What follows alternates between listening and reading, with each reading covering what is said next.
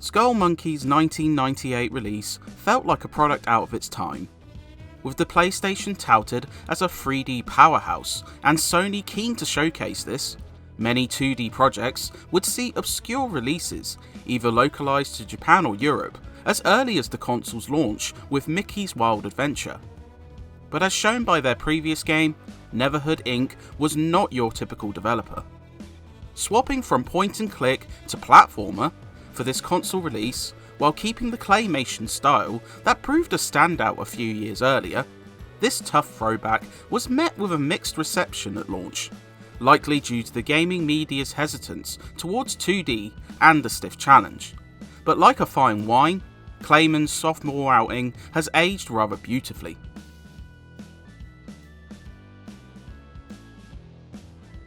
You would think all was right with the world after Clayman's successful banishment of Clog at the end of the Neverhood, but sadly not.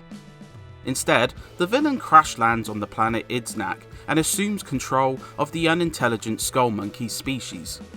Luckily, one bright spark calls in the cavalry and summons Clayman to help stop Clog once again before his evil Engine 9 is complete. Told through a handful of animated shorts between certain levels, the story is pretty simple, but there's a genuine charm and silliness to the scenes. You can't help but laugh watching Clayman scare off a lurking threat by eating too many baked beans and farting on them.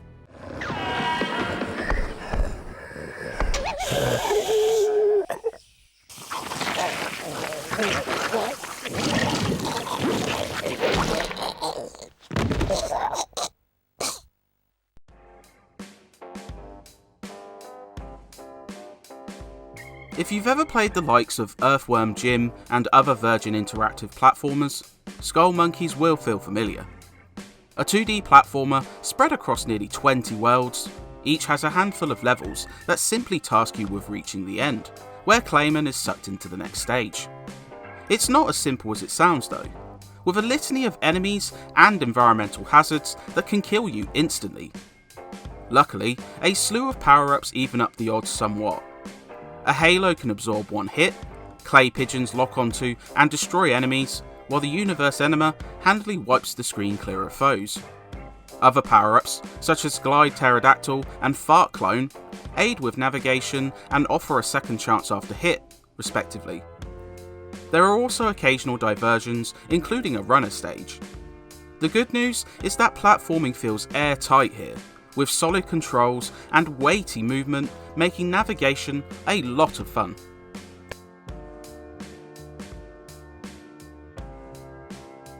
One of Skull Monkey's greatest traits is the sheer variety and wealth of secrets to find.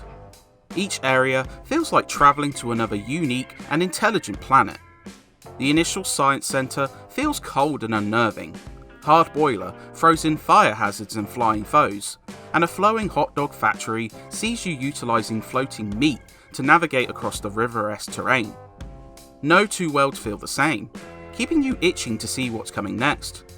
Each set of stages also includes secrets which reward extra power-ups and prove valuable finds. You can also find swirlies and 1970 icons which unlock bonus stages, the former of which may have the best musical track in the game. Bonus tune about collecting real cool stuff. Yes, here's a little bonus room where you can play. And this helps tremendously with the pretty stiff difficulty. Early on, the hazards start slowly building, and eventually stages contain myriads of hazards and enemies to move around, sometimes at once. It's close to Rayman in terms of sheer challenge, so those looking for an easier ride need not apply. But those willing to brace these tough moments head-on should feel immensely satisfied once conquered. Clog Monkey will never get away with this. My people are far too smart to accept him as leader.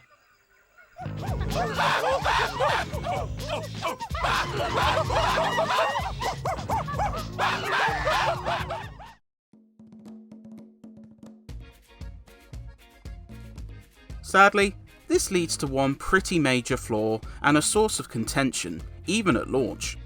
the Neverhood would opt to avoid utilising memory cards and saves altogether, something quite common near the start of the generation but unheard of by 1998. Instead, a password system serves as your way of regaining lost progress as codes are dished out upon level completion. Unfortunately, the system has a nasty tendency to gift you codes which don't work, leading to lost progress for those who are unlucky enough. While the modern age allows you to easily look up these codes now, you could understand why it proved a source of contention for gamers at launch, when the internet wasn't as popular.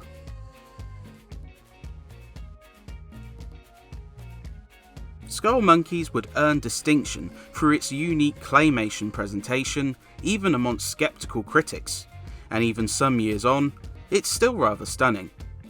Carefully drawn animations, distinctively shaped environmental objects, and lush pre-rendered backgrounds look excellent, combining together to form a pretty whole. The bosses stand out most, including the memorably strange Joehead Joe, which features the face of one of the game's designers. The sound is just as great, with Terry Scott Taylor's eclectic music proving, like the main game, insanely distinctive. Swaying between grungier tunes, upbeat saccharine sarcasm, and genuinely catchy music, it accompanies the strange game beautifully. Sounds are crisp, and the occasional clips of voice work hit the mark too.